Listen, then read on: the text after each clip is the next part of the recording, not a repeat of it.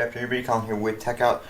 If you guys remember, a couple days ago I installed Android Q, the Beta 2 for the OnePlus 7 Pro, and I'm back on Android Pie because Android Q was totally unusable. It was a terrible experience. I only had it on my phone for 20-30 minutes. So the first thing that happened was the launcher went to update in the Play Store.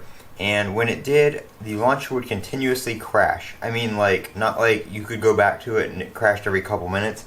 I meant like the message was just continuously popping up over and over again. You couldn't go back to the home screen. You could kind of get through the app launcher to switch between apps and get to settings and stuff. But the message would keep popping up and interrupting that, so it was pretty much unusable. So I went to restart the phone when that was happening. At that time, I still didn't know what was causing that to happen. I thought it may have been something when I restored my backup from Google. One of the settings wasn't compatible with the update or something like that, and it was causing it to happen. So I went to restart my phone, and when I did that, the phone wouldn't boot back up. It was just stuck on the little Android boot logo.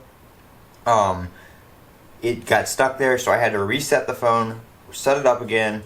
That time I didn't restore from the backup because I thought the backup might have been causing the issue. And I went to do the app updates, and then it happened again, and that's when I realized that the launcher had an update, and the launcher update wasn't compatible with Android Q, so I uninstalled the update, and it stopped doing it. I could get back to the home screen and everything like that, but when I restart the phone or shut down the phone or anything like that, it wouldn't boot back up until I wiped it. So that being said, I went ahead and uninstalled the beta because I just couldn't have it to where I needed to wipe the phone every time I had to reset or restart it, or turn it off or something like that. Especially being in a beta when you need those random restarts to fix a bug or something, I couldn't have it to where I needed to wipe the phone every time. So I've got it back, set up everything. I did have a backup in Google Drive, so I didn't lose all my apps and everything like that. They re-downloaded automatically.